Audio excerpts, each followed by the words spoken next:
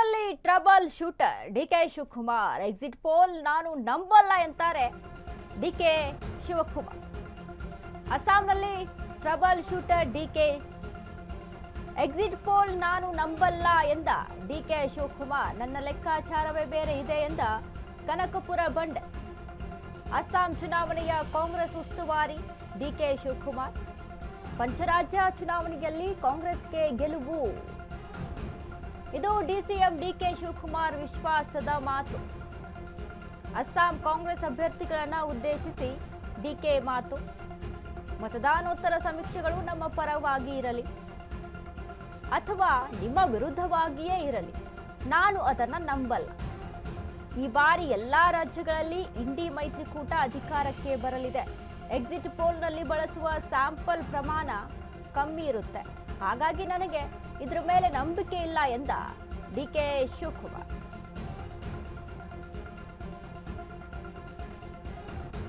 ಇದೀಗ ಅಸ್ಸಾಂನ ಉಸ್ತುವಾರಿಯನ್ನ ವಹಿಸಿದಂತವರು ಚುನಾವಣೆಯ ಉಸ್ತುವಾರಿ ಡಿಕೆ ಶಿವಕುಮಾರ್. ಅಸ್ಸಾಂನಲ್ಲಿ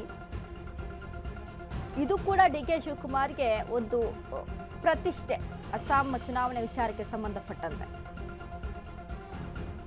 ಎಕ್ಸಿಟ್ ಪೋಲ್ ಎಲ್ಲ ನಾನು ನಂಬಲ್ಲ, ಅದ್ರ ಮೇಲೆ ನನಗೆ ನಂಬಿಕೆ ಇಲ್ಲ. ಬಟ್ ಈ ಬಾರಿ ಕಾಂಗ್ರೆಸ್ ಗೆಲುವನ್ನ ಸಾಧಿಸುತ್ತೆ ಅಂತ ಹೇಳ್ತಾ ಇದ್ದಾರೆ ಡಿಕೆ ಶಿವಕುಮಾರ್. ಅಸ್ಸಾಂನಲ್ಲಿರುವಂಥ ಡಿಕೆ ಶಿವಕುಮಾರ್ ಹೇಳ್ತಾ ಇರುವಂಥದ್ದು ಅಸ್ಸಾಂನ ಕ್ಷೇತ್ರವನ್ನ ಗೆಲ್ಲಿಸ್ಕೊಂಡು ಬರುವಂಥ ಒಂದು ಜವಾಬ್ದಾರಿ ಏನು ಕಾಂಗ್ರೆಸ್ ಹೈಕಮಾಂಡ್ ಡಿಕೆ ಶಿವಕುಮಾರ್ಗೆ ಕೊಟ್ಟಿದೆ ಅಲ್ಲ, ಅದನ್ನ ಬಲವಾಗಿ ಇಟ್ಕೊಂಡು ಡಿಕೆ ಶಿವಕುಮಾರ್ ಒಂದಿಷ್ಟು ತಂತ್ರಗಾರಿಕೆಯನ್ನ ರೂಪಿಸ್ಕೊಳ್ತಾ ಇದ್ದಾರೆ. ನಾನು ನನ್ನ ಲೆಕ್ಕಾಚಾರದಲ್ಲಿ ಇರ್ತೀನಿ, ಅಸ್ಸಾಂ ಗೆಲ್ಲೋದಕ್ಕೆ ಯಾಕೆ ಸಾಧ್ಯ ಇಲ್ಲ. ಎಕ್ಸಿಟ್ ಪೋಲ್ಗಳು ಏನೋ ಹೇಳ್ಬೋದು, ಎಕ್ಸಿಟ್ ಪೋಲ್ಗಳು ಬಿಜೆಪಿ ಗೆಲ್ಲುತ್ತೆ ಅಂತ ಹೇಳ್ಬೋದು, ಬಟ್ ನನಗೆ ಎಕ್ಸಿಟ್ ಪೋಲ್ ಮೇಲೆ ನಂಬಿಕೆ ಇಲ್ಲ ಅಂತ ಹೇಳ್ತಾರೆ ಡಿಕೆ ಶಿವಕುಮಾರ್. ಇದೀಗ ಅಸ್ಸಾಂನ ಜವಾಬ್ದಾರಿಯನ್ನ ಹೊತ್ತಿರುವಂತಹ ಡಿಕೆಶಿ ಎಕ್ಸಿಟ್ ಪೋಲ್ ಅನ್ನ ನಂಬಲ್ಲ, ನನ್ನ ಲೆಕ್ಕಾಚಾರವನ್ನ ನಂಬ್ತೀನಿ ಅಂತ ಹೇಳ್ತಾ ಇದ್ದಾರೆ. ಇನ್ನು ಅದ್ರ ಜೊತೆಗೆ ಯಾವೆಲ್ಲ ರಣತಂತ್ರವನ್ನ ರೂಪಿಸ್ಕೊಂಡಿದ್ದಾರೆ ಅಸ್ಸಾಂನಲ್ಲಿ ಗೆಲುವನ್ನ ಸಾಧಿಸೋದಕ್ಕೆ ಅಂತ ಗಮನಿಸಬೇಕಾಗುತ್ತೆ ನಾವು. ಇನ್ನು ಅದ್ರ ಜೊತೆಗೆ ನೋಡಿ, ಅಷ್ಟೇ ಒಂದು ಪ್ರಬಲವಾಗಿ ಪ್ರಧಾನಿ ನರೇಂದ್ರ ಮೋದಿ ಅವರು ಸಹಿತ ಅಸ್ಸಾಂಗೆ ಎಂಟ್ರಿ ಕೊಟ್ಟು ಅಲ್ಲಿರುವಂಥ ಜನಗಳನ್ನ ಮಾತನಾಡಿಸುವಂಥದ್ದು, ಅವರ ಒಂದು ಈ ಬಾರಿ ಅಸ್ಸಾಂ ಮೇಲೆ ಕೂಡ ಪ್ರಚಾರದಲ್ಲಿ ಮುಂದಿದ್ರು ಪ್ರಧಾನಿ ನರೇಂದ್ರ ಮೋದಿ ಅವರು ಸಹಿತ.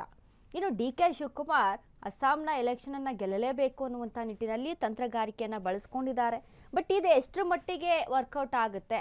ಎಕ್ಸಿಟ್ ಪೋಲ್ಗಳು ಹೇಳ್ತಾ ಇರುವಂತಹ ಅಂಕಿ ಸಂಖ್ಯೆಗಳು ನಿಜ ಆಗುತ್ತಾ, ಅಥವಾ ಡಿಕೆ ಶಿವಕುಮಾರ್ ಅವರ ಲೆಕ್ಕಾಚಾರ ಇಲ್ಲಿ ನಿಜ ಆಗುತ್ತಾ? ಎಕ್ಸಿಟ್ ಪೋಲ್ಗಳು ಏನೋ ಹೇಳ್ಬೋದು, ಅದನ್ನ ನಂಬಲ್ಲ ಅಂತ ಹೇಳ್ತಾರೆ.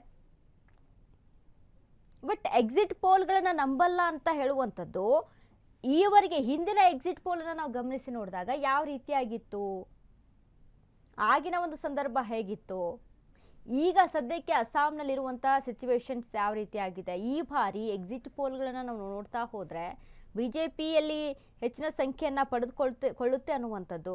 ಬಟ್ ಇದನ್ನು ಕಂಪೇರೇಟಿವ್ಲಿ ನಾವು ನೋಡೋದಾದರೆ ಹಿಂದಿನ ಕಳೆದ ಒಂದು ಎಲೆಕ್ಷನಲ್ಲಿ ಈಗಿನ ಒಂದು ಎಲೆಕ್ಷನಲ್ಲಿ ವಿಚಾರಕ್ಕೆ ಸಂಬಂಧಪಟ್ಟಂತೆ ಅಸ್ಸಾಂನಲ್ಲಿ ಡಿಕೆ ಶಿವಕುಮಾರ್ಗೆ ಏನು ಒಂದು ಜವಾಬ್ದಾರಿಯನ್ನು ಕೊಟ್ಟಿದೆಯಲ್ಲ ಹೈಕಮಾಂಡು, ಈ ಒಂದು ಜವಾಬ್ದಾರಿಯ ಮೇಲೆ ಅವರ ಕುರ್ಚಿ ಸಹಿತ ಕರ್ನಾಟಕದಲ್ಲಿ ಅವರ ಕುರ್ಚಿ ಸಹಿತ ಇದ್ರ ಮೇಲೆ ಡಿಪೆಂಡ್ ಆಗಿದೆ. ಸಿಎಂ ಸ್ಥಾನದ ವಿಚಾರಕ್ಕೆ ಸಂಬಂಧಪಟ್ಟಂತೆ, ಸಿಎಂ ಕುರ್ಚಿ ವಿಚಾರಕ್ಕೆ ಸಂಬಂಧಪಟ್ಟಂತೆ ಇದು ಅಲ್ಲಿ ನಿರ್ಧಾರವಾಗುತ್ತೆ.